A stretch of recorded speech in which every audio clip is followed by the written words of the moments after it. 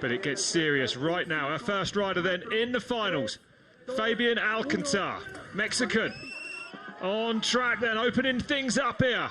And already launching off the woodwork into this staircase. Big gaps down there. It is frightening, that first staircase. Oh, for sure. And this is that line that I was talking about. See some riders go up wide there. This is where Juanfer actually got a flat because it's so tight. It's actually much tighter than it looks on camera. Coming through here, you really have to kind of lean the bike out, really awkward. Oh, and this is that new section in the containers. Last year they weren't there, and it will give these riders a lot more pace onto this climb, and it is a climb, believe you me. Yeah, already sitting down on the top of it. Totally, and I'm glad we have that speed trap there because it really shows how much speed the riders took down those colored steps and then how good of a pedal they got into with that uphill. That left that might play its part today. Super slippery around Casa del Frida. And again, hard on the pedals. Sprinting down now into this key section. Things get narrow, steep, and very stairy again. Oh, look at the back wheel just drifting around down here.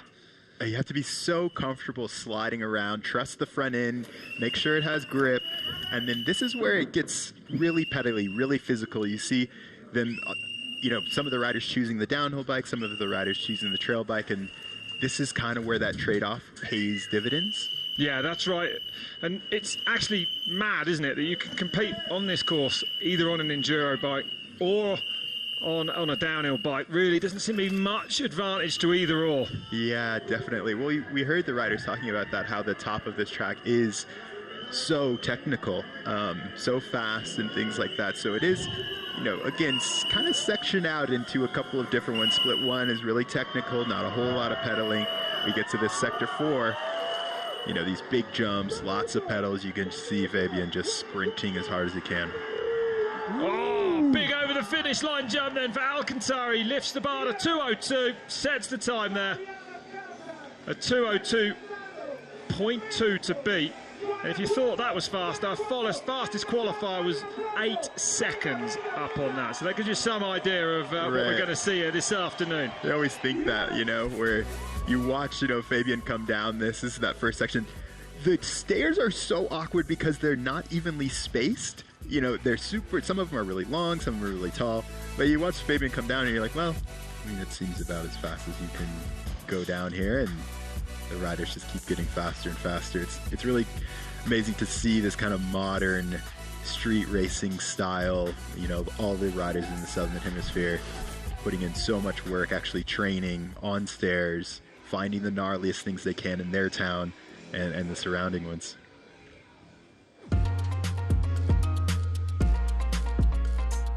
So personally, right before a race, right before I drop in, I get so nervous. It's horrible. Everything just feels weird. It's just another run at the end of the day. You've done all the practice, you've done qualifying, but it's just that added pressure. It freaks me out. And I wish I had a ritual that could sort of ease my body a little bit, but generally uptight until you're 1 meter out of the start line, and then it all opens up and you feel like yourself again. And it's just trying to remember that you will feel like that when you've got that nervousness.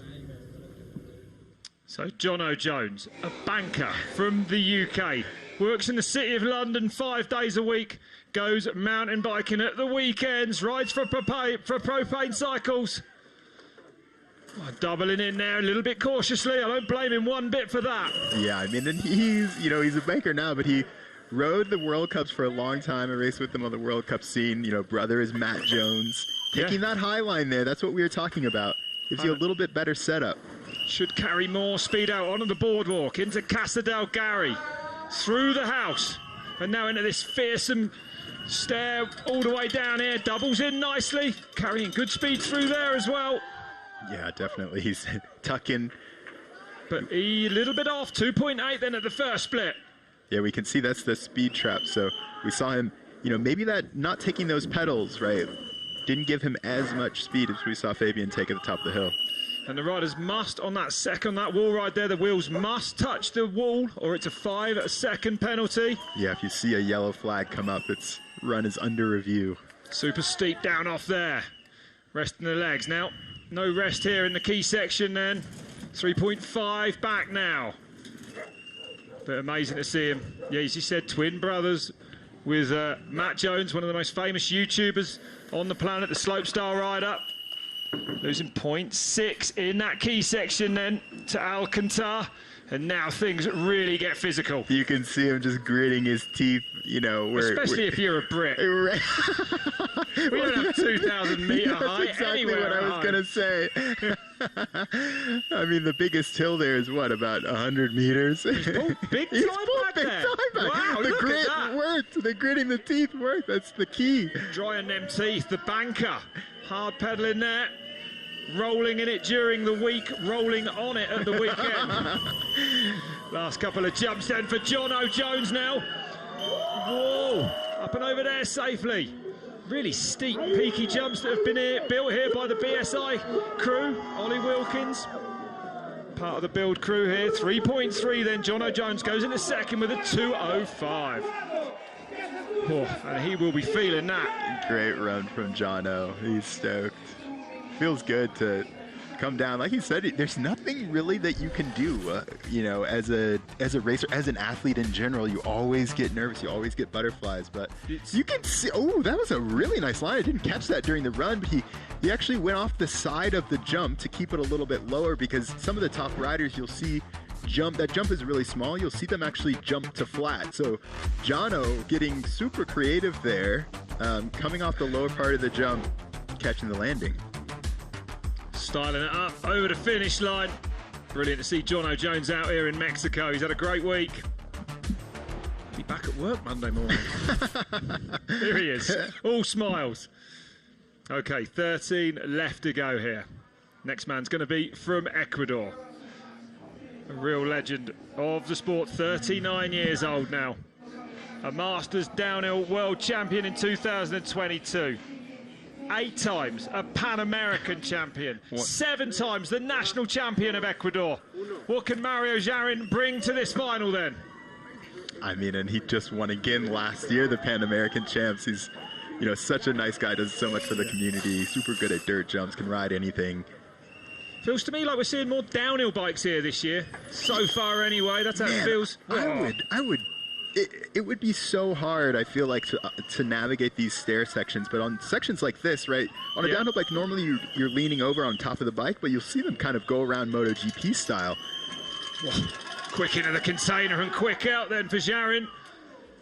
It's going to be outside that great top section, actually, by Alcantar. Yeah. Right over by the wall.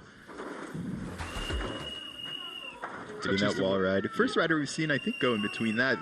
It's hard to get inside of that. And that turn, this one of the most important turns, because I agree. The speed that you carry out of that left is actually the speed that you're carrying all the way to our key section. You're not braking in that wall ride berm before. So into the key section he comes, 2 seconds back as he enters it.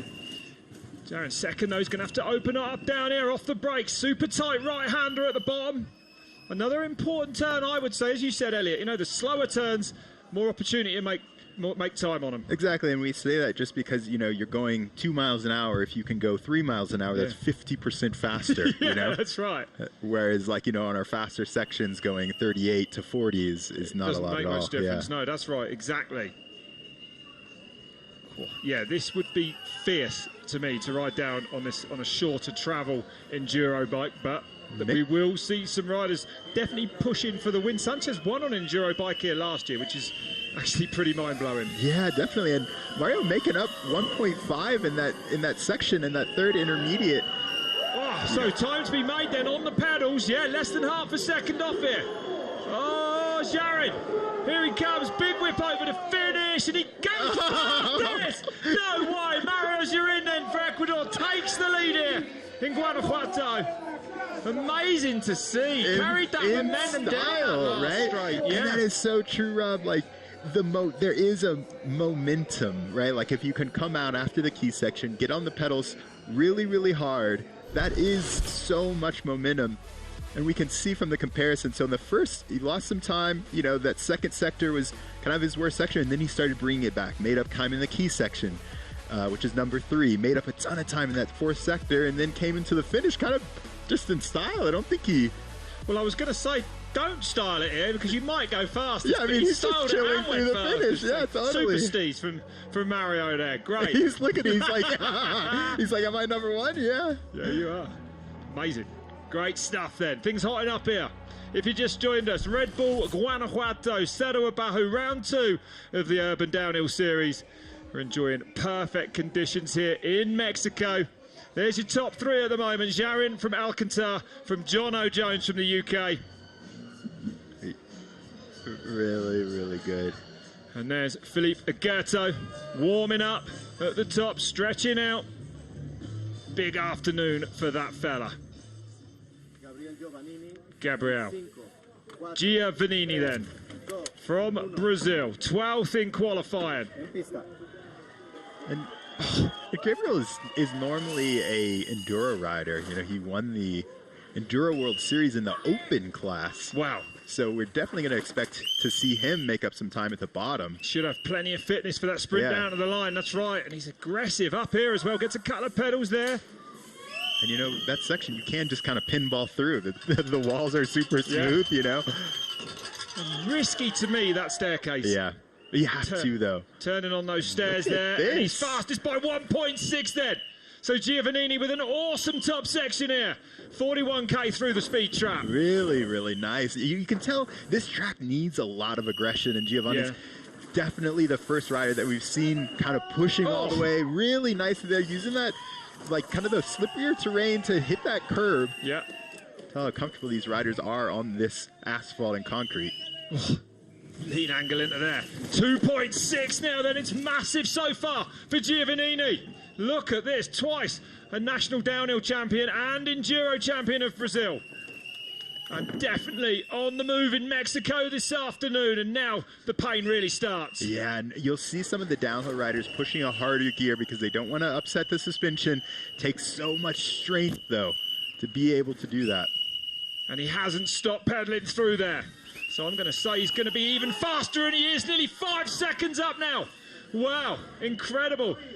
Just taking 2 seconds through that sector area. That's impressive. And you can, it just keeps going, right? He's pedaling everywhere he can because, like we were talking about, some of the sections you don't have time to pedal, so you just have to carry the speed from before, pedaling before he even lands. And he came absolutely tearing out onto this last straightaway then. So Giovannini goes fastest, 156.9, new leader in Mexico. What a run that is from the Brazilian. Getting close, actually, to the qualifying time, that 154. That's a really, really nice run. Really nice run from Gabriel. Yep. Let's take a look. So this is that top section. And we can just see the aggression, right? Like, how much are you pumping? How much are you pushing in to these? There's a stair right after that, which is, can't pop out of that wall ride too much. Keeping it low and then getting back tight to go in between this gap. Swashing hard over there, as you said. Yeah. Spinning up on landing, he was pedaling so hard. Yeah, and I think he was actually probably trying to shift in the air to make sure he could get some more speed, as crazy as that is, into the last jump. Well, there he is, the man leader at the moment. To be proud of that 156.9, a great time. Mario Jarrín next to him. Back to the top then. 11th fastest qualifier, Bernardo Cruz, 32 years old now, and a man who has been the unofficial whip-off world champion a couple of times back in Whistler.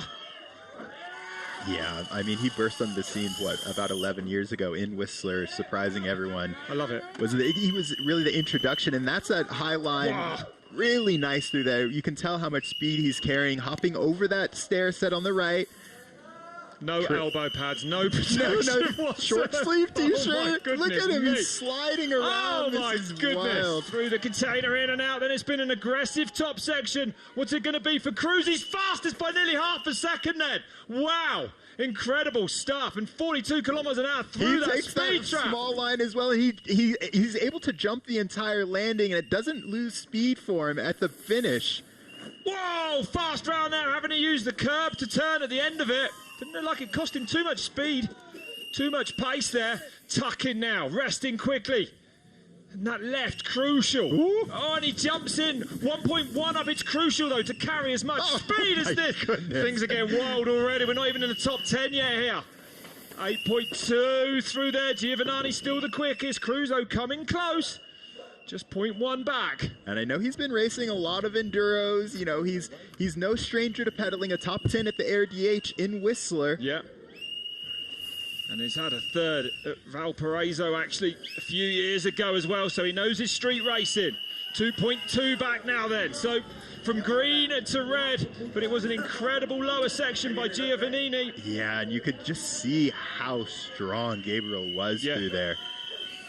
Up on the cab there as well, just giving himself as much space as he Does can. not care about drifting through the turns. Or his safety. There's that style. Look at that. So 0.2 back then at the third split on track. What's it going to be for Bernardo Cruz? There's that whip we're talking about. He crosses the line second. 0.2 back then. Well, a great run from him. A really strong run. Great run from Bernardo. You know, definitely a lot of creativity at the top, showing that experience. You know, spent a lot of time on the World Cup circuit. It's looking a little bit like Red Bull Valparaiso Cerro Abajo at the moment. Brazil leading, That's actually, right. in Brazil in second at the moment as well. That's totally right. I mean, and Bernardo, he could be happy with that run. I mean, on all the technical stuff, he's right there. It's so good. I think he might be riding the fishbuck kind of style. Down tube looked really big to me. Oh, is it an e-bike with all the stuff? I don't know. Yeah, maybe. Couldn't really see too much, but E-bike with a battery and engine removed. Yeah, and Johannes Fishback, actually, big crash at round one. We must give him our best wishes. He got home and fell ill, believe it or not, with pneumonia. At a temperature of 41. He said he is, though, on the road to recovery. Okay, there's your current standings. The Brazilians at the top of the standings. Ecuador in third place. Mario Jarrín. The Colombians might have something to say about this leaderboard. Well, I'm looking at the times too, and you know, Gabriel, he shaved off around 3.5-4 seconds. Bernardo shaved off 3.5 seconds. So I'm expecting those times to come down. I mean, I wouldn't be surprised at a low 50, maybe even a 49. Really, somebody? My word. 5 seconds up on the fastest qualifier, but you might be right, Elliot. I wonder. I don't know. Here's your top three then. Mario. Riding smooth. I mean, runs the suspension a little bit softer. It's going to give him some good traction and stuff like that. I mean, one of the reasons why you're seeing the trail bikes slide around is because the downhills, not only for pedaling, the downhill bikes have a lot more traction on these flat sections. So watch Bernardo's back end right about here. Right on this right-hander. Rat! Oh, frightening. It just doesn't have enough suspension, really, and, you know, comes in. Doesn't matter what kind of bike he's on, he can still whip it. He can still whip it. No arguing with that.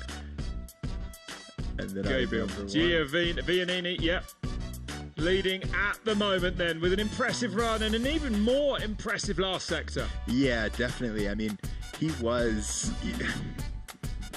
I really enjoy watching the urban downhill races because it's really apparent how aggressive the riders are. It really makes it exciting to watch. It's just... Okay, let's go down to Johnny Salido with Anna. So good to have you here at Red Bull Guanajuato Cerro Abajo. Unfortunately, you didn't make finals today, but are you still having fun watching from the sideline? Yeah, I'm super stoked to be here, even though this is not the main thing that I do. I have a little of a racing background, so I just wanted to come here, have fun, get some cool content, and definitely try to do my best. I gave my best. I feel I have more to give, so you'll definitely see me again here next year. Perfect. Was this your first urban downhill race? No. Not my first urban downhill race, but definitely my first Cerro Abajo. I've done a couple in the past just because it's fun and I like street racing. I like the crowd. I like the vibe. So yeah, just here to have fun. And how did you like the track today? How hard is it actually? It is so hot and there's like 3 or 4 parts where there's a lot of pedaling. So I was completely exhausted there. But it's marvelous. It has some big jumps, some drops, everything I like. Some tech. So yeah, beautiful. Great to hear you will be back next year. Thanks so much, Johnny. Yeah, thank you so much. Great to see the man from Guadalajara behind the free ride fiesta here, taking part in it. And as he said, really street racing, not so much his thing, more of a, you put some big drops and big gaps in front of him, he comes to life, believe you me. There's your leader at the moment, Giovannini. Amazing run for Gabriel. Bernardo Cruz right behind him. Mario Jarrín for Ecuador in third. This incredible setting we've got for this race as we go into the top 10 now. 10 riders left at the top. Lavagnino, the next we're going to see. Loron, watch out for him, a third place at round one. Agurto, he also incredible. And Valparaiso, Borba, the man that won it. And then we go to the four, I'm going to say the four biggest hitters here this afternoon. Sanchez, Slavik, and Holguín. Velez and Holguín. Oh, yes. Yeah. Don't forget the series champion there. Yeah, right. Oh, man, my goodness man. me. Okay, so what can Bruno Lavagnino do then from Chile, from Quilpue, just outside Valparaiso, actually, where we raced 3 weeks ago. 8th here last year for this man. Yeah, and he had Bruno had a really good qualifying run. He was a little bit slow in the key section, but all of his other splits were pretty much on pace. So if he can take a little bit of risk, a couple of places, get a little bit wide. Yeah, the front was on the edge of the boardwalk there, and he didn't take that high line on the dirt there, actually. That's on right. That turn above. So let's have a look at this first split. But no doubt in his bravery down the staircase there. Giovannini's time goes by. No, he's 0.3 up, excuse me. Look at that then. 39 kilometers an hour through the speed trap. Yeah, really able to take so much speed down those stairs. And like we said, it's just so important because the rest of it is uphill. It's such a long straight afterward. And so that's going to be one of the sections the riders focus on. Looking really nice, able to squash over the top of that drop-in.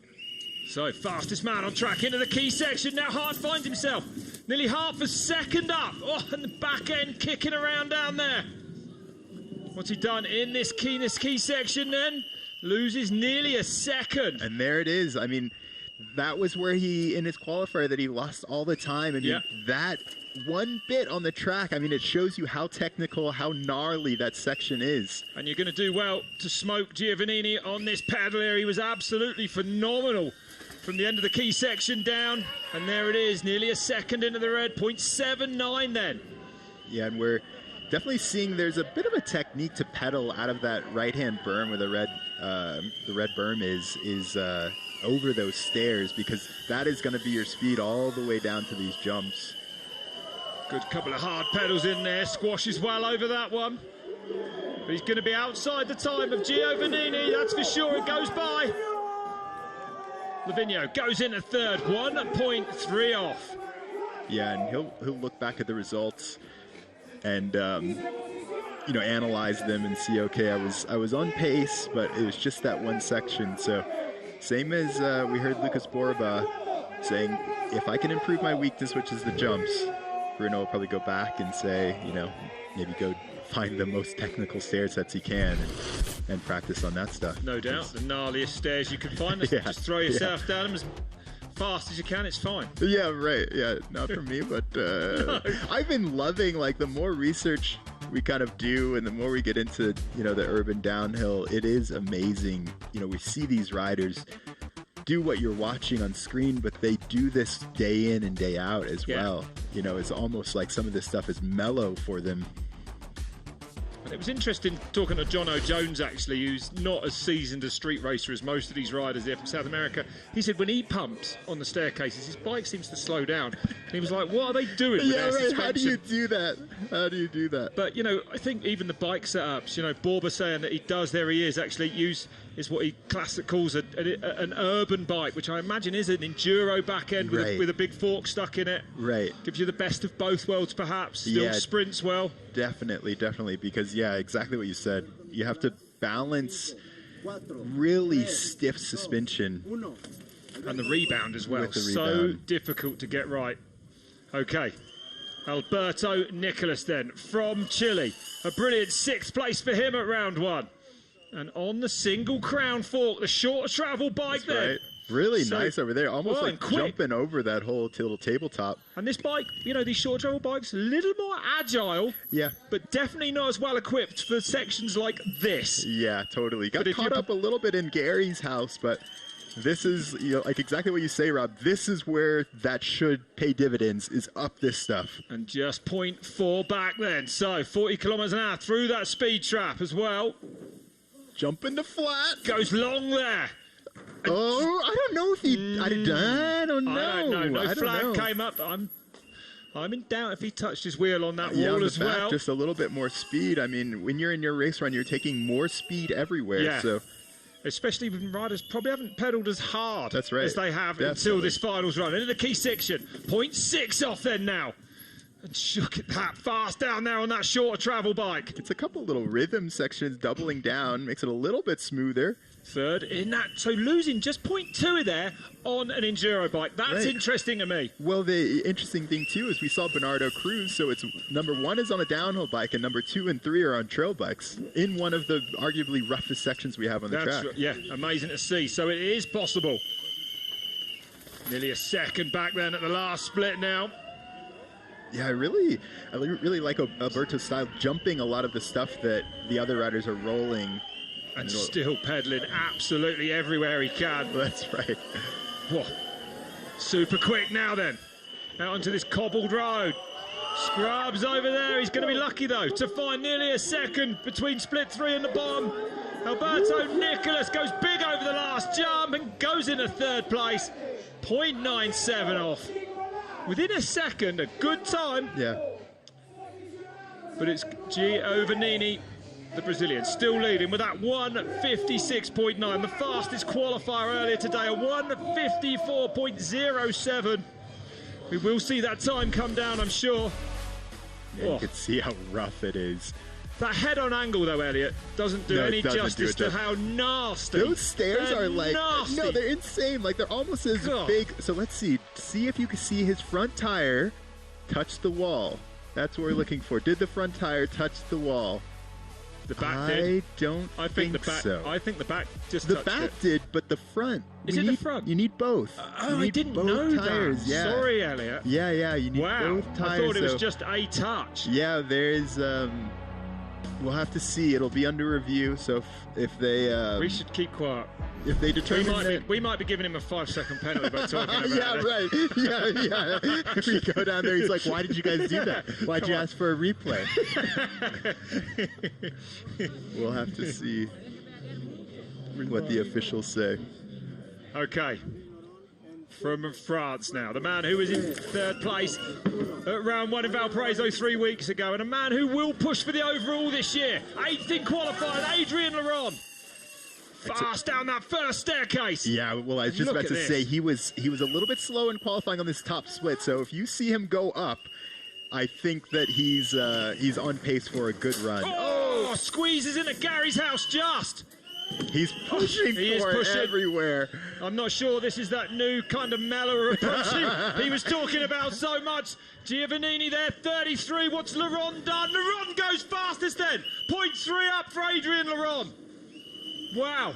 Times are coming down again. There it is. That's super nice. You don't have to worry about it. You know, you don't have to touch the landing. Comes off of there, does that nice. Oh. Right on the edge of the traction around that left, high on that wall ride as well. Maybe carrying more speed around the top there. Pedaling right there where everyone else is taking a rest. What's he done at split 2 then? Oh, he extends nearly a second. Oh my goodness me! Oh my goodness, drifting down a stair set. I never like it when the tail's wagging the dog.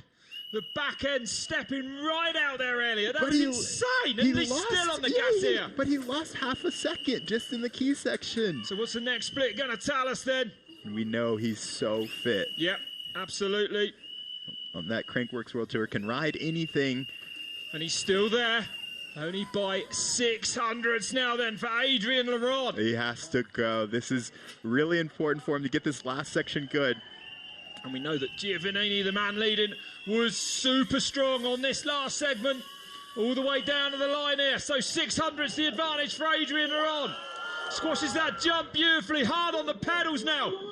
What's it going to be for Loron? Oh, over the last jump, big, he ends up in third place, losing quarter of a second and more. 0.25 back then for Adrien Loron. Wow. The Brazilians doing something special at the bottom. Yeah, definitely. I mean, there is such a technique to it. And he did, you know, Adrien, I think this is one of those races where he might not be super comfortable. An 8th in qualifying, 2 minutes, so he did cut off 3 seconds from his qualifier. Yeah. Here's that right next to the wall in there. Nice around that right-hander. And there's Gary's family actually on the top of the house watching. They've Look at moved out this. of the Watch first the floor. back wheel. This is insane. My goodness. How do you do that? He makes it look like he was trying to do that. How do you do that? Don't ask me. I'm relieved he made it down. That's all that matters. A savage on the stairs. 2 big crashes in last year's series as well. Man, oh man. So let's see, compared to Gabriel, so Adrien made up, look on the right side, made up a little bit of time, 0.3, and it was in that third sector that he lost half a second. Yeah. I think, I mean, Gabriel really just had the bottom incredible, right? Yeah. We saw how aggressive he is. Yeah. There is such a technique to riding these stairs, to pedaling over the stairs. You have to be really deliberate about where you carry your speed. So that's a good baseline for the bottom. From Argentina, Jeronimo Paez next. A 5th at round 1, signaling this man has the pace for the urban downhills. Oh, quick across there on the lily pad as well, on the downhill bike. Hard on those pedals and uses that high line and carries, I'm going to say, great speed through there. It makes it look like he's pumping that wall, I guess, but... And clean in here, couple of hard pedals out as he heads down towards the first split. Will actually tell us how fast he's going. Doubles onto the stairs. That is just so wild when you stand there and see it. And again, look at him sprinting. He's up by over half a second then for Paez. This is incredible. 42 kilometers an hour through the speed trap. Jumping flat off of there. I mean, this guy rides a lot of big mountain stuff. He's not scared. I mean, he is so fearless on all this stuff. Drifts into that, uses the kind of the part of the road that doesn't have a lot of traction to actually get his back wheel out for that and keeps both feet on. Into the key section now, jumping in, and he's 1.2 up, so this is massive. He got a little wider there than I would have liked. Pulls it back though. So quick it looked through the key section, but losing 0.32 in there just. Oh, but look at him. Going for it. He is it. burying himself on this pedaling here. And remember, at 2,000 meters of altitude, the air is rarefied up here. Drifting around with the pedal. Sky, I mean, right at the bottom of the track, you've gone down the key section, you know, some of the more gnarly bits, and now you can just lay and empty the tank because there's not much left. No, there's not. You see some weird shapes over that last jump. That's just because the riders are so exhausted they can barely deal with the compression on the ramp. So, nearly a second to play with then. Is it going to be the fastest time of the day? For Jeronimo Paez, over the last jump he goes. Clears that perfectly, goes fastest by 0.43 then. Argentina now leading, 1:56.5. Still some way outside the fastest qualifier, but a great run. Great run. Yeah, he can be very happy with that. Just 6 riders left at the top here now. If you just joined us, Red Bull Guanajuato, Cerro Abajo, round 2 of this year's urban downhill series. And look at that. I mean, on those technical sections, that split too. So that, where he made up most of his time was right here in this section. I mean, like I said, we saw him drift around right before you hit that wall ride. Really good. I think on so much of the track, you really have to pick your points. Where am I good at and where am I going to push? Gabriel finally getting out of the top step of the hot seat.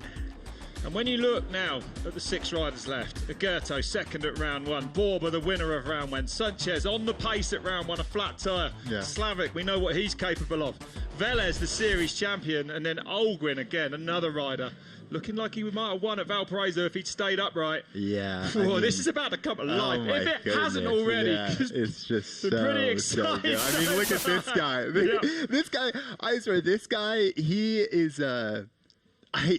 his results haven't shown how good he is. No, they haven't. Good That's Lord. right, not this year. Watch out for Slavik. He'll be on the hunt in a few riders' time. But now it's Felipe Agurto, the man who was so impressive in Valparaiso, Chile just a few weeks ago. Hometown race for him, home country race for him. What can he do here in Mexico? Yeah, I want everyone to just watch how still he is on the bike, how strong he is, how upright he is, doesn't move around a lot, almost perfect technique everywhere. And quick through there, and he was so low in that first wall ride, it was insane. Yeah, cuts off every single place that he can get an advantage, he gets an advantage. That's downhill racing. Every square centimetre of this track matters when you're looking for the 100th. So what's Agurto doing then? And he goes fastest! Oh, nearly 0.6 up, 43k through the speed trap. So Agurto again showing us what he did at round 1. Just so smooth. Taking a little bit of a breather right here, taking a foot off there. He needs to get clipped in so he can take some pedals before this wall ride. So safely around Casa del Frida, tuck in here now. Saving energy for this pedal. It's hard to believe how quick the rider's coming there. Over a second up now and firing it down there. You do not want to be hitting that step. Would you stand there if you were a marshal? No. This is madness. There he is. Oh, and he's fastest. Through the key section then by over a quarter of a second. It's massive. Yeah, he looks so composed, but he's going so fast. Upright on that bike. Beautiful technique, as you said, yeah.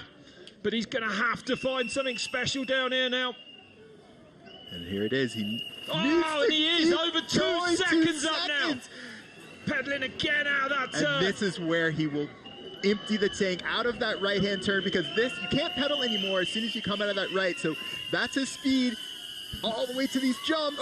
Goes crazy fast out of there. Yeah, you can see the pace he's bringing. Scrubs and lands nearly flat. So an amazing pace from Agurto as he comes down to the line. Surely he's going to go faster. It's massive. 152.85. 3.6 into the green. That's an insane run. He has smashed the qualifiers.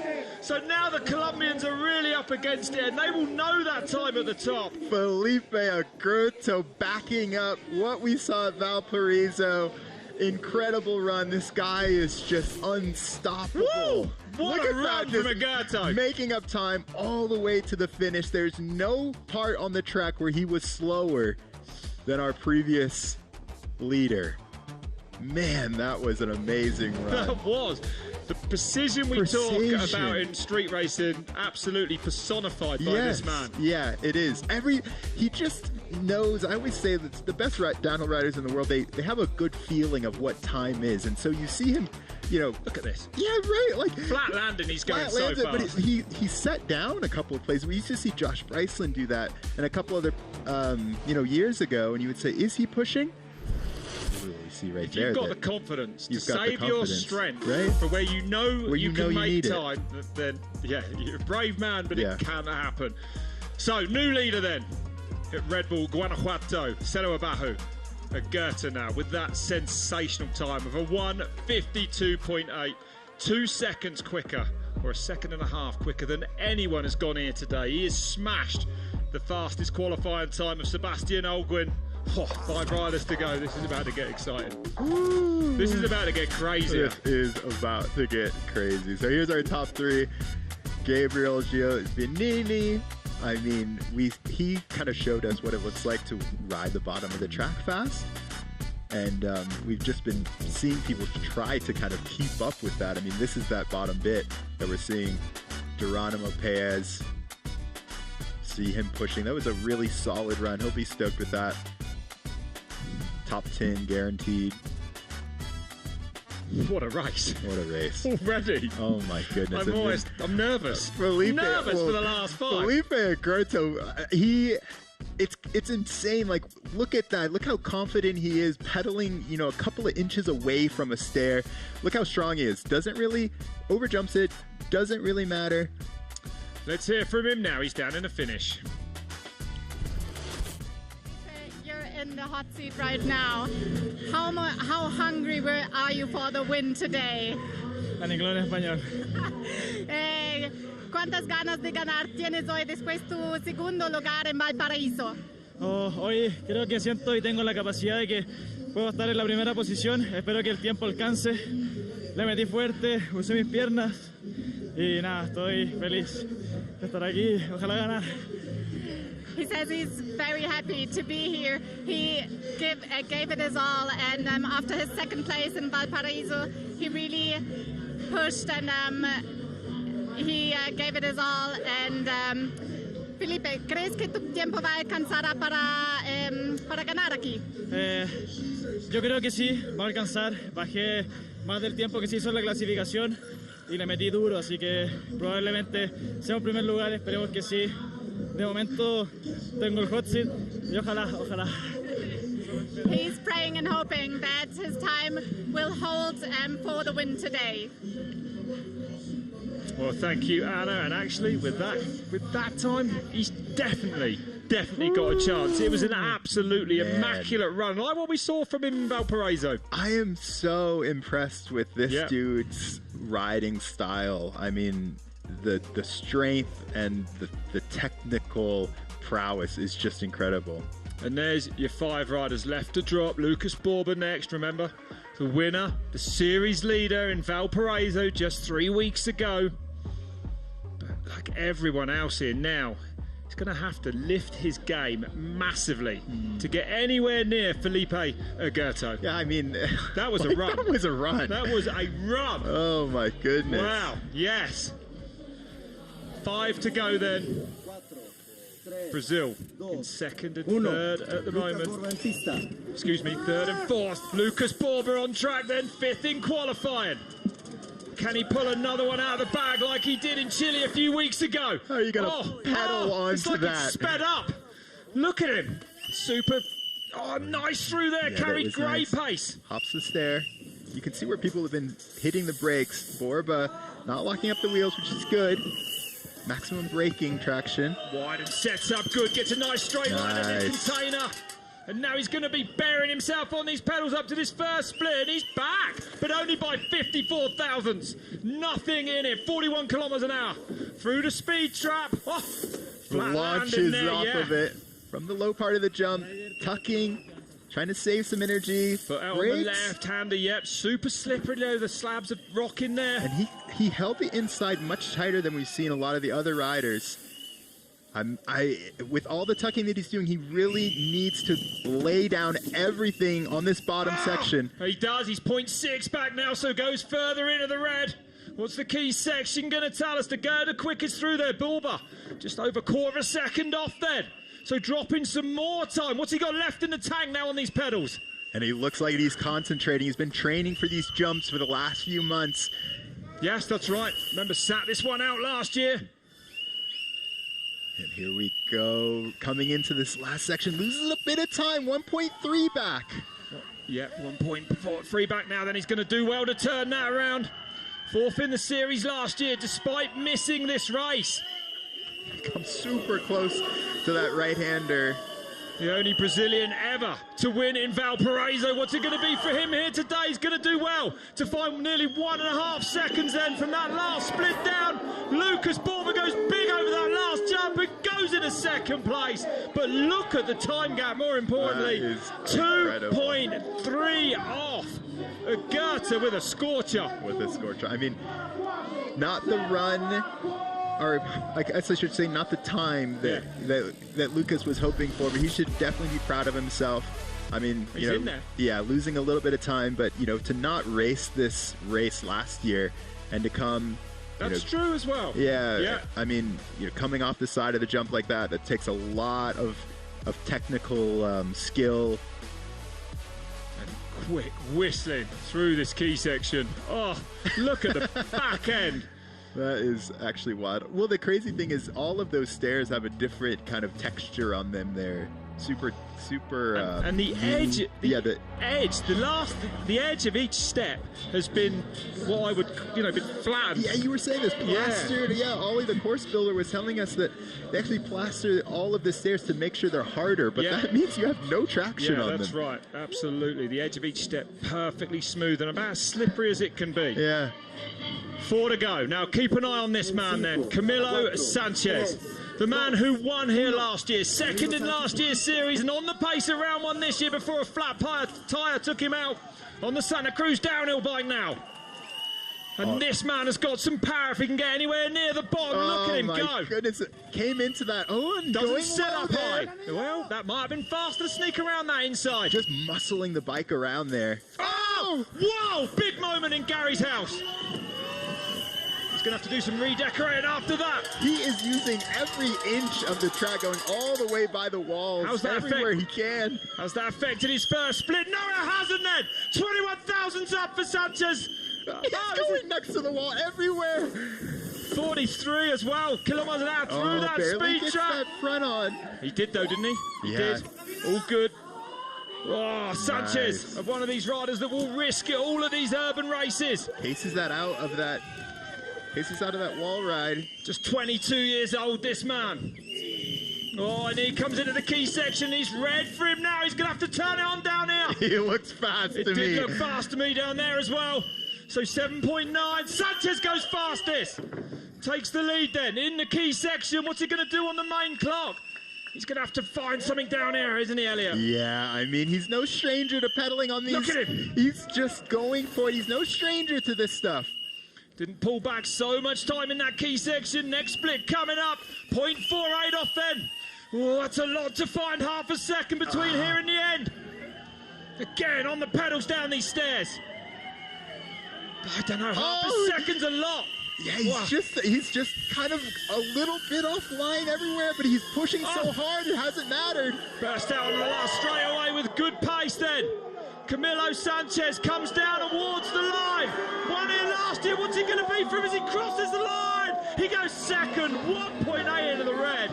And that, to me, just confirms how fast Felipe Agurto was today. Totally. I mean, we talked about how aggressive you have to ride this track, and at the top, you know, we saw him get away with that, you know, the fastest first sector out of anyone. But at the bottom, you know, when you need to carry speed, coming right next to the poles, right next to the walls, definitely cost him. We saw out of that wall right here's that.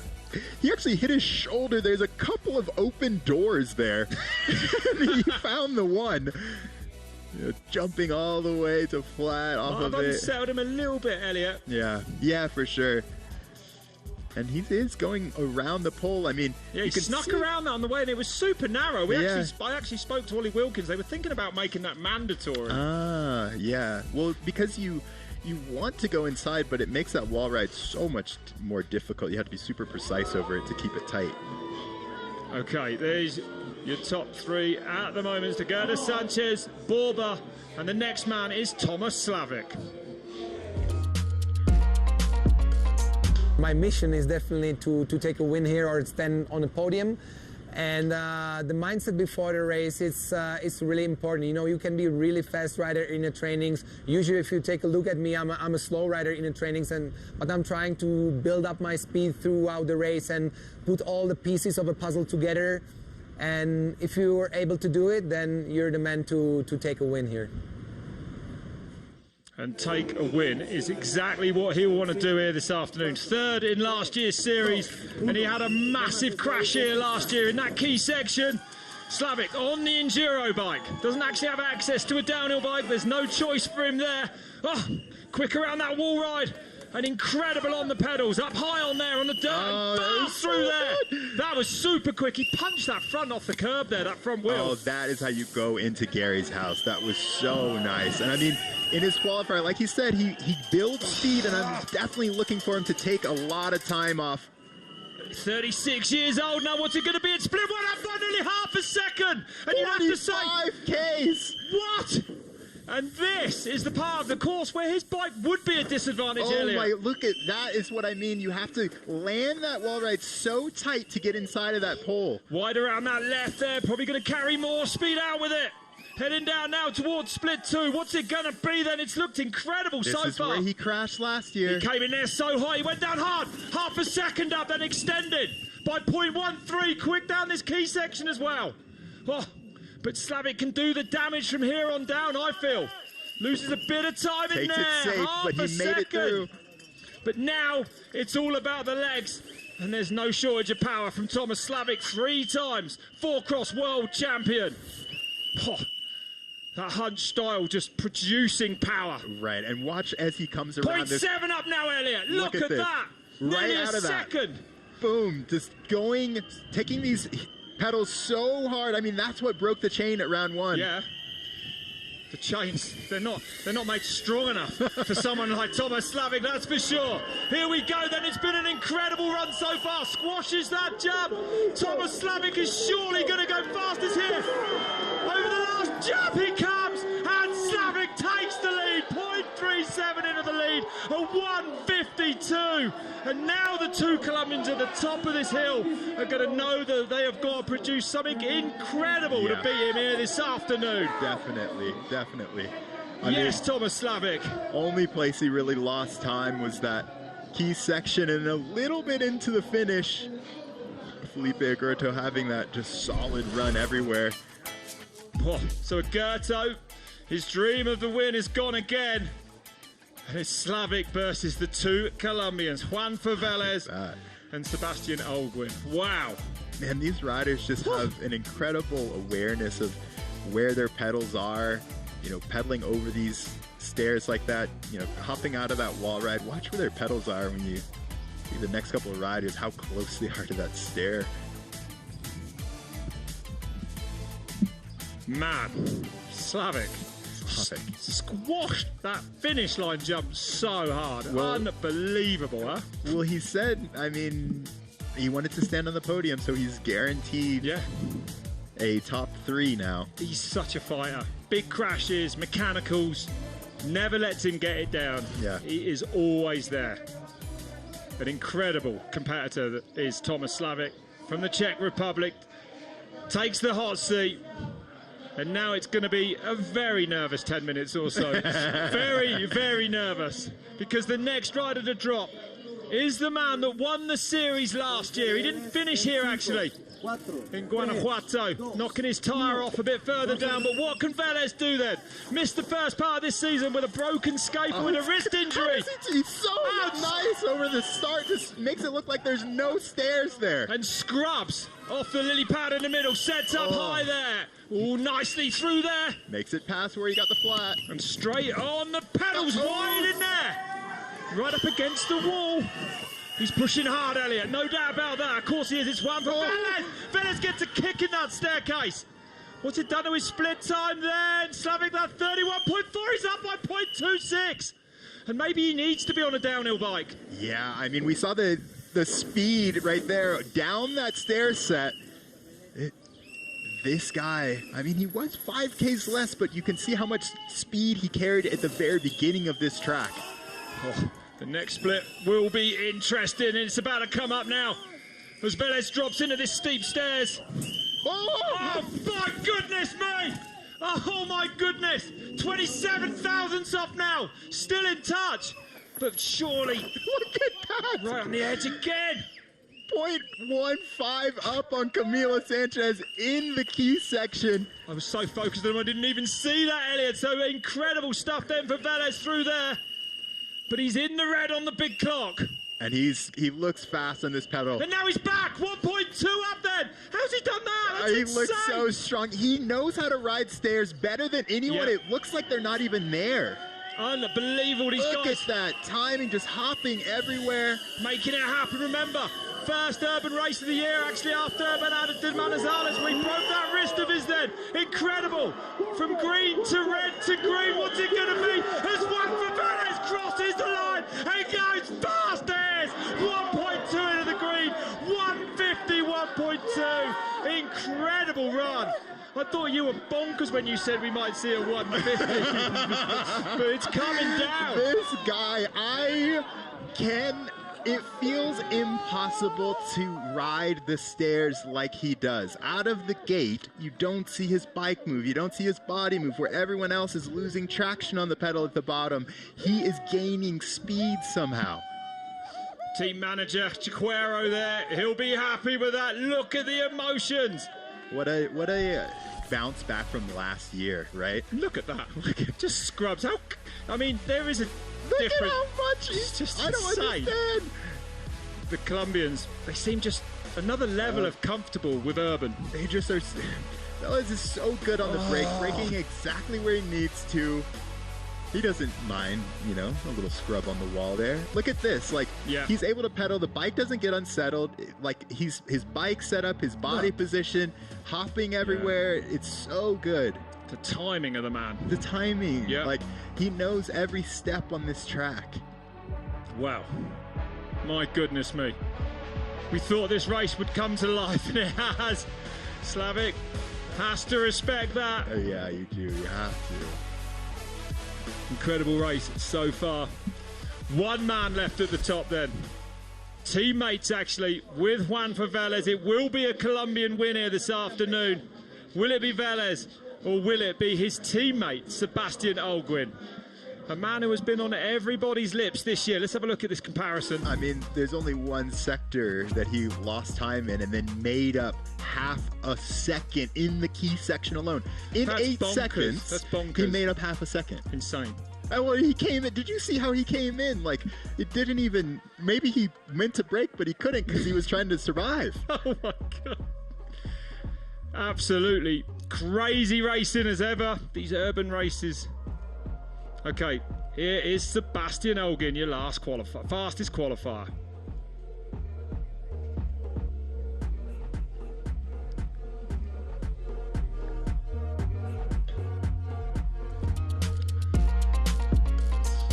Bueno, mi preparación para esta carrera, como siempre, es hacer bastantes descenso urbano.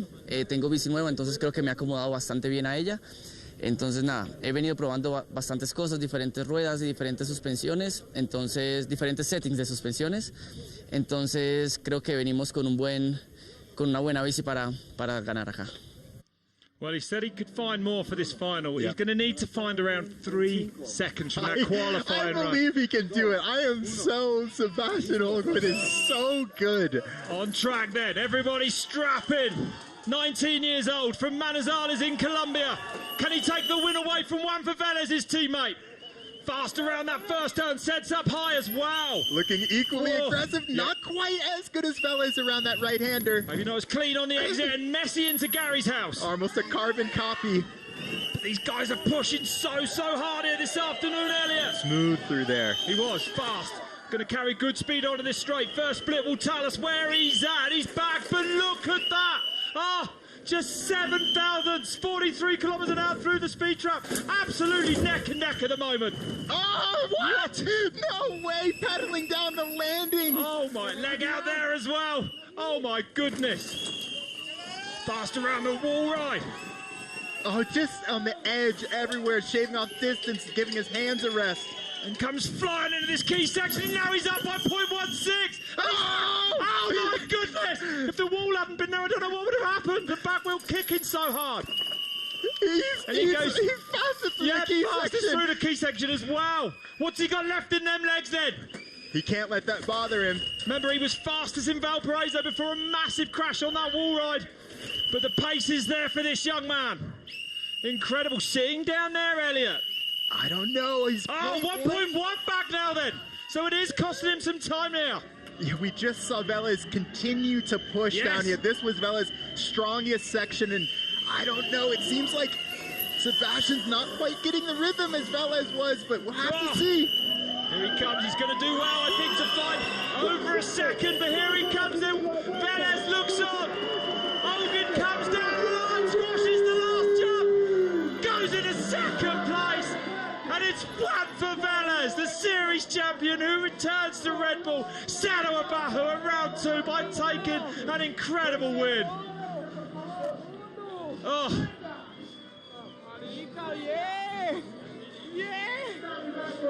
1-2 for the Colombians.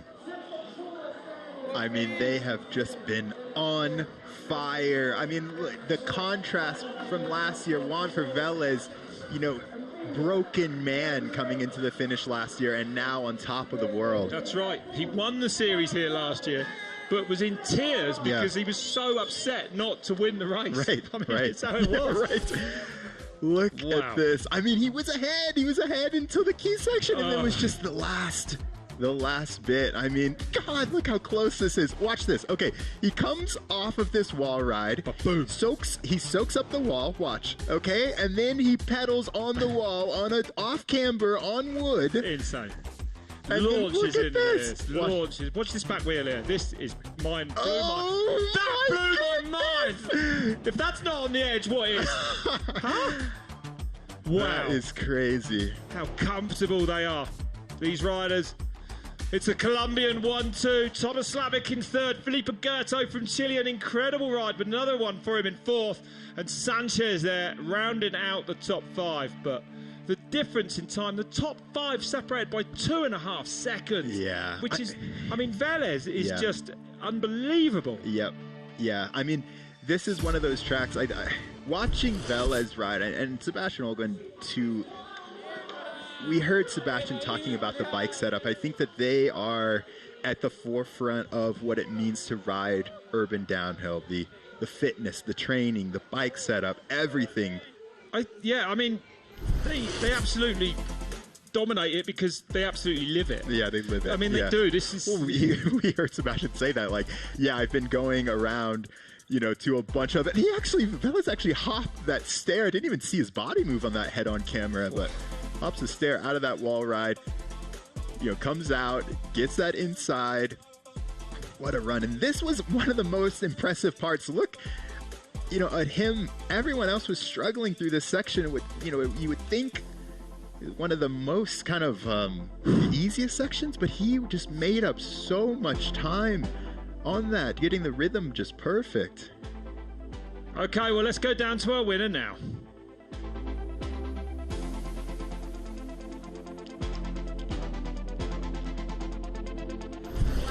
You just came back from a broken wrist and just won your first race at Red Bull Guanajuato this year.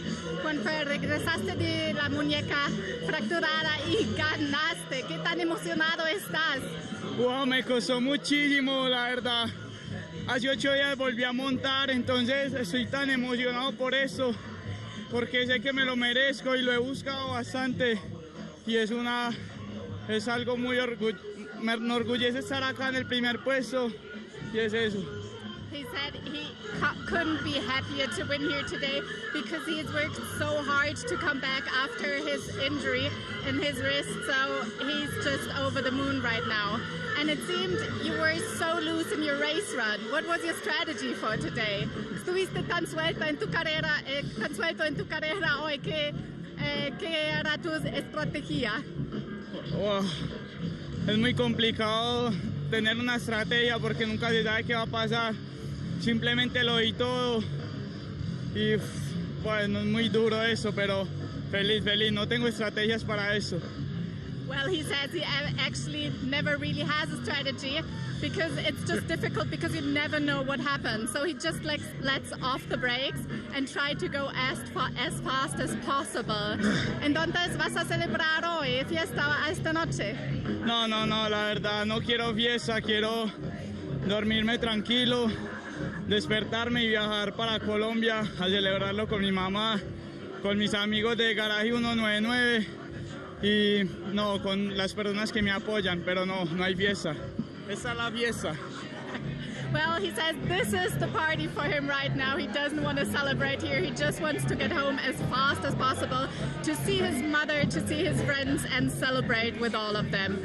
Muchísimas gracias, Juanfer, y felicitaciones. No, gracias a ti. Man, tears of devastation to tears of joy. Yep, absolutely unbelievable. He puts everything into it, missed the first round with that scaphoid injury. Look at that. That's what it means to win. That's what it means to win. Yeah, I mean, these guys put so much into this sport, and these are the biggest races that we have in South America. That's right. That's absolutely right. Wow, look at that then. Over a second the margin to Sebastian Holguín. Another brilliant ride from him. Slavik there, well, he's got to be proud of that third place today. Agurto, the big sensation from Valparaiso, doing it again. Fourth place for him. Loron, going to be a little bit further down the order than he'd have liked, especially when we look at the overall. I think they're in 10th place. But wow. We just can't. No one can match the Colombians, right? Yeah, in street racing. The crazy thing, too, is 1, 2, and 3 were a DNS, a DNF, and another, kind of, chain right. break. So yeah, you're absolutely right there. Yeah, that's right. And here's Tomas Slavik, on that trail bike, making it work for him. Oh, didn't he make it happen down there, huh? Just incredible. So strong. Coming into the finish. Like we said, I mean, it's good for him. Like, definitely hit his goal. We heard that in the interview. I want to come here for a win or a podium. Sebastian Holguín, another dude who can be proud of his run. He'll look back at the splits and say, okay, I was good at the top, at the bottom, maybe missed some of the lines that Velez had. Work on my fitness a little bit. I'll come back to Italy in October and show these guys what's going on. Look at that. That was incredible. Wasn't it? Not even crazy. The line he was taking, the very shortest line he could, but no one could match this fella. So watch Velez. He comes out of this, gets a little bit wide, thinks on his feet and says, okay, cool, I'll just hop over this stair set or this little step coming out of that wall ride at max speed. And imagine what it's like, Elliot, to come back, from injury at this level. Yeah. And that last bit, I mean, it's so easy, but that was probably the most impressive section of the track out of the entire race to me. I don't know how you gain speed on flat stairs. That's right. Timing, just unbelievable. Yeah. I guess these riders, the Colombians, maybe, know how to set a bike up better for stair riding to make it work. For sure. But, wow, what a race that was. Guanajuato in Mexico has absolutely delivered again. Yeah, and I think about the difference between this race and our race in Valparaiso, where it takes almost such a different style and a different style of riding. A lot of traditional downhill, you kind of see the same. You see the riders having the same style, whereas here they had to ride super aggressively at the top. You saw a lot of tucking, a lot of resting, a lot of strategy on where am I going to push.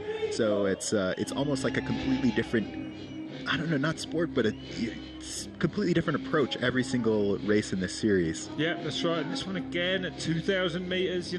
Looking at Tomas Slavik there, and he got in a couple of days ago. Yeah, right. And we know from just walking around. I don't know if you've noticed it as much as I have, Elliot. But I'll be honest, the flight of stairs is a challenge. Oh man. So fair play to him. Really, the Colombians coming from altitude, it would have been a bit better for him, a bit easier for him. But wow, there's no getting away from the way that Juanfer Velez rides a bicycle. Well, too, like you said, he expected to come back after about 2 months, but was able to come back a month early. And so you would have to imagine he's not completely at 100%. No, that's right. Been back on the bike just 2 weeks now. Oh, brilliant. Amazing race again. Here's the podium. Great ride for Slavik then. The top enduro bike, trail bike, whatever you want to call it this afternoon as well. Yeah, he'll be really happy with that. The overall, I'm interested to see where the points actually shake out. Yeah. Because there's some confusion.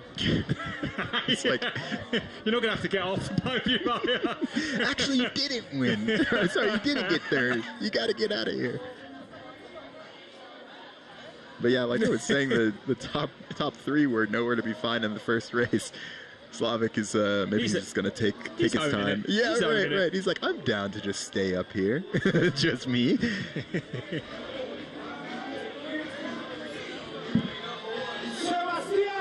What a competitor Tomas Slavik is. Yeah, he is. He's been a mainstay in downhill mountain biking and mountain biking, all types of mountain biking, really, for forever. Holguín, second place for Sebastian Holguín.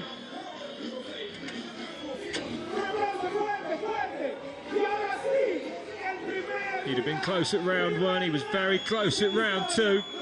And that team, that Pure Riding EU team, is going to be they're going to be stoked. 1 and 2 on the podium. And a big smile across the face of Juanfer Velez then. He's done it, returning from injury to take the win here today. The man from Medellin in Colombia, 20 years old.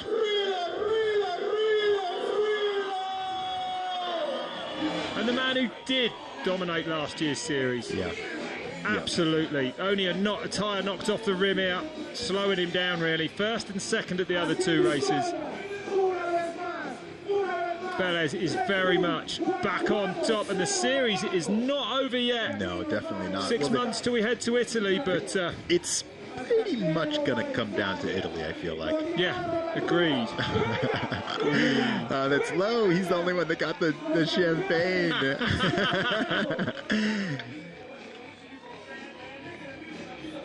There's your top three. That was an amazing race. No big incidents, no big accidents. No. I mean, I don't know how. It shows how comfortable all of these guys are to be able to come down, especially our key section, come down that corridor. Okay, let's see. Borba in first. Yeah, Borba still on top, but that lead absolutely slashed. And then I mean, look at that. Juanfer goes from nothing to second. Yeah, and 16 off. So that's what we were talking about. Remember, Juanfer won this series last year with just 2 finishes. As you said, it is going to be very, very interesting in Italy at the end of the year. Look at that, closing to within 16 points. Yeah. Holy Toledo. I mean, we didn't talk much about Lucas Borba today, but he is consistent. If he can put another performance in Italy, like he has in these first 2 rounds, I think he is going to be really the one to beat. Okay, well, stay with us, everyone. Myself and Elliot, I'll be back to look at this in the post-show. We'll see you in a few moments.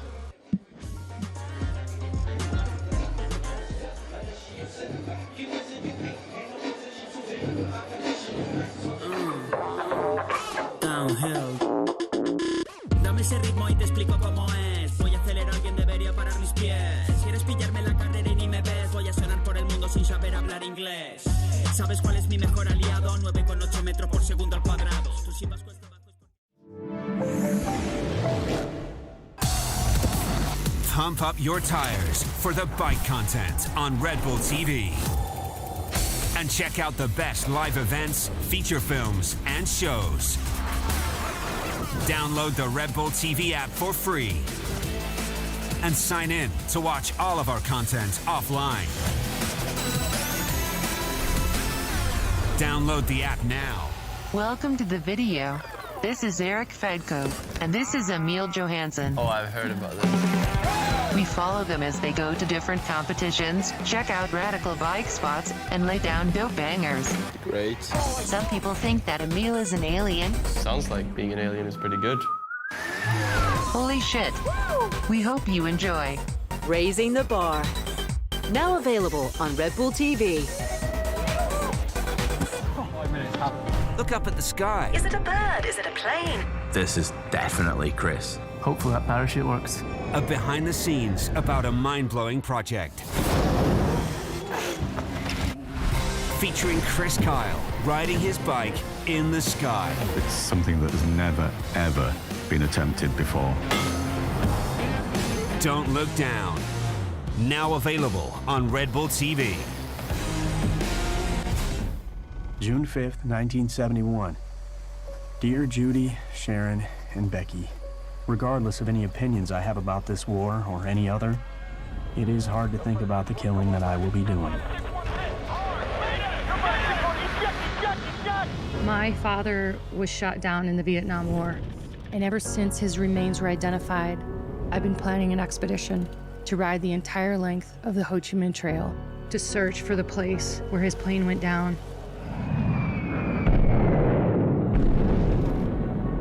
Trong cái thời điểm đó thì người Mỹ là một kẻ thù cần phải tiêu diệt. Ultra-endurance mountain biker Rebecca Rush on the trail of her father's fate. I can't find a way through.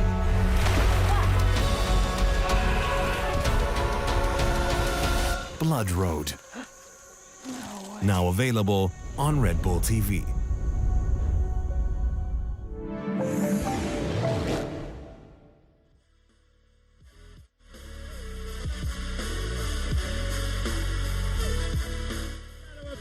Round 2 of this year's series, where we've just seen the Colombians on top again. Juanfer Velez coming back from injury, Elliot, to lay down an unbelievable race run. I would have to say, to me, that's the most impressive, especially technically urban downhill race run I've ever seen in my entire life. Where does the magic, and it is magic, that comes from under the wheels of Juanfer Velez, what's the difference? How does he manage to kind of produce the speed that he does? I actually have no idea. If you did, you'd be racing. Yeah. Well, like we talked about it from the very beginning, right out of the starting gate, he looks smoother, right? Is that a bike setup thing? Is he really being really deliberate, micromanaging each kind of step and stuff like that? I'm not really sure, but he is able to carry more speed over these steps than anyone else. Absolutely, you're right there. And this is that winning race run. I mean, we've talked about it so much where, you know, being strategic, we can see how much pace he had in that bottom section of the entire track. Yeah, absolutely indeed. Amazing to see him come down there. And he did dominate this series last year 3 times. He was the fastest qualifier. Right. You know, he took the win at round 2, a second in Guanajuato, in Valparaiso. It was insane to see him, wasn't it? Yeah, I mean, he's finally showing what he can do. Like you said, he's qualified first every round last year. He won the series. I mean, and so we know what he can do in that sense, but now he's dominating, it feels like to me.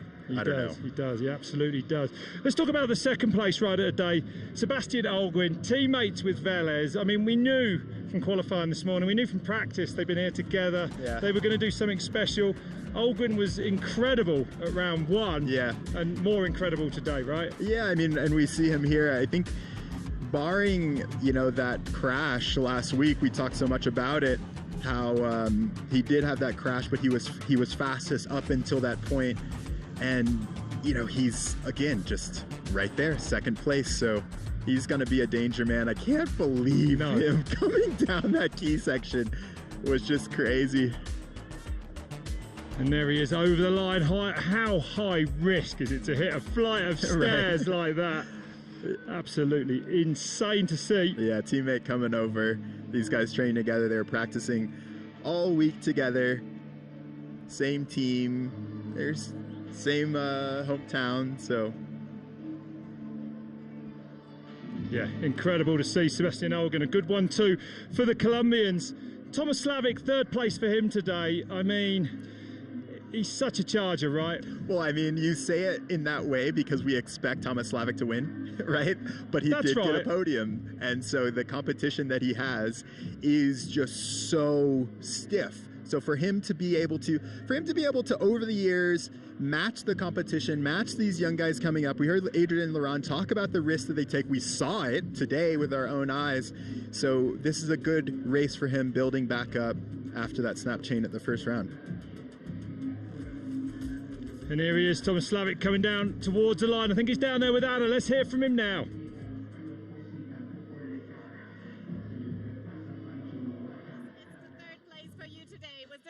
Redemption run here?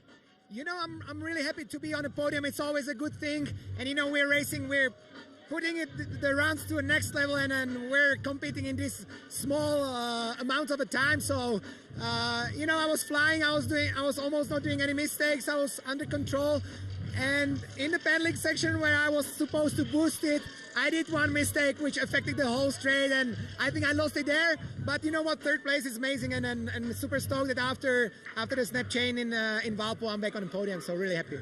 Perfect. And you had a pretty hard crash here last year. Was it actually on your mind during your race run, or did you completely block it out? It was crazy. Whenever I was passing through that section, I was fully aware that I need to be focused there, and I was maybe a little bit too much on the brakes there, but that's it. You know, I'm happy that I rolled through it this time without any crashing, and yeah, 3rd place is a nice reward from if we compare it with the last year. It is, and I heard you're going straight on vacation now. Yeah, definitely. Last weeks and months were really difficult, not just for me, but also for my girlfriend, which is sharing all these ups and downs with me, and we deserve some days off, but then back to work. You definitely do. Congratulations, Tomas. Thank you very much. We appreciate it. Thank you. You know, you can be proud of today, beaten by the 2 Colombians on downhill bikes. To me, this track would favour a downhill bike a bit more, right? Well, I mean, you heard him say that I did have that crash in the back of my mind, so it feels like Tomas Slavik is human. Yeah, absolutely. He's going to go and put his feet up for a few weeks. I don't blame him for that. Well, I believe we've now got Sebastian Holguín down with Anna. Let's see if he's there. Sebastian, it was so close for you today. Are you still happy with the second place? Yes, I'm very happy to be here. I'm very happy with my second place. I had a really sketchy run, a lot of loose moments, and I think I was up in one split, but at the end, in the physical part, I felt cooked, so it was really hard, but I'm still so happy with the result. And you share the podium with one of your best friends, Juanfer. How proud does it make you to have a Colombian 1 and 2 here? Yeah, like to do 1 and 2 together is like a dream come true, because I spent a lot of time with him. I know like everything that he have been like past. So yeah, it's I'm so happy with the result. Thanks so much, Sebastian, and congratulations. You know, it would have been very different maybe overall if he'd got down at round 1, but still plenty of fight for her. Amazing ride from him, Holguín. We're going to see so much more of him, I think, this year. Yeah, for sure. I mean, you heard him say it, right? I had a couple of sketchy moments, and he just didn't have the fitness at the bottom. I always say that fitness is the easiest thing to fix because you just go and train. No, I didn't find it that way, I must admit, Elliot. But yeah, absolutely. Hey, I'll tell you one thing you don't need any fitness for. That's Bike Unchained 3. This is my kind of mountain biking. Play with your thumbs, the latest edition of this game. And actually every time you go on now, it actually has the theme of the tracks we've just had here. So today you can go on there and play Guanajuato themed downhill track. Hey, I heard you say it was your kind of downhill, but you're not very good at the game either, Rob. And it's super cool, like we said, you know, on these race weekends you can actually compete with other people on the tracks that we go to for these amazing locations. Absolutely indeed. Well, I'll be playing my thumbs a little bit late. I will not be getting out of breath. And of course, this isn't the only big mountain bike competition on planet Earth today. There's the small matter of Crankworks down in Rotorua. Let's hear from Cam McCall. Yes, Rob and Elliot. I hope you guys are having fun down there in Mexico. I know for sure we're having fun here in beautiful Rotorua, New Zealand. We got a pretty exciting event today.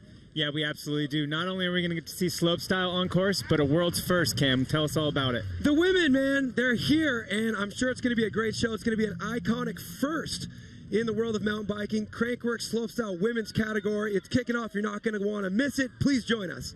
Well, I know what I'm doing straight after this. I'm going to go and watch that. I cannot wait to see the women compete in their first slopestyle event. It's so good. I mean, I was watching Patricia Druin's Instagram, and she's you know, doing these bar spins over the spines, like these combo backflips over everything. The progression is mind-blowing, right? My goodness. It's going to be a spectacle, yeah. For sure. It's going to be amazing. And Elliot, now, sadly, we got to wait, nearly 6 months till Italy for the last one. What a tease. I mean, I've been so much enjoying these races. I love that we're creating these kind of superstars. They all have so much personality. I love watching them. I love watching the way that they have made this stuff their own.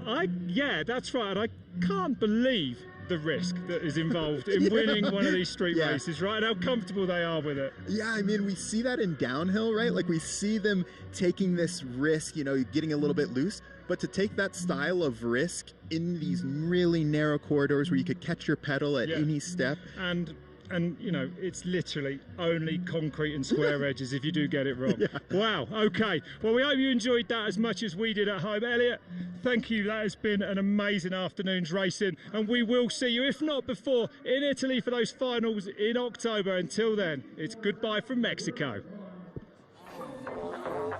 Downhill. Dame ese ritmo y te explico cómo es. Voy a acelerar, alguien debería parar mis pies. Quieres pillarme la carrera y ni me ves. Voy a sonar por el mundo sin saber hablar inglés. ¿Sabes cuál es mi mejor aliado? 9,8 metros por segundo al cuadrado. Tú si vas cuesta abajo es porque todos dudan de ti. Yo si desciendes para subirme al podio downhill. Algunos se suben a la tarima, pero mira, creerse rapper por enlazar 4 rimas es como querer lograr tomando proteínas, lo que únicamente se consigue con disciplina.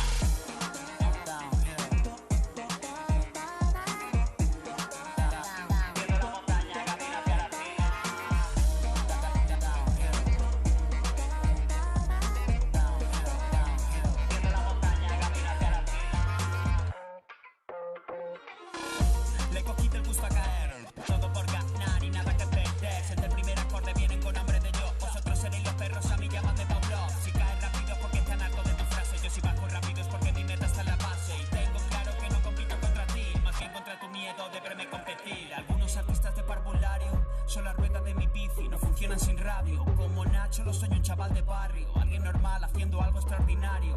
También escucho artistas que se pasan, si tengo dudas de sus letras les pregunto al WhatsApp. Tú me interpretas en tu casa, pero un simple aviso no opaca una amenaza. Mi motivación no es hacerte perder, solo es ser mejor que ayer. Solo me ven en el taller, fabrico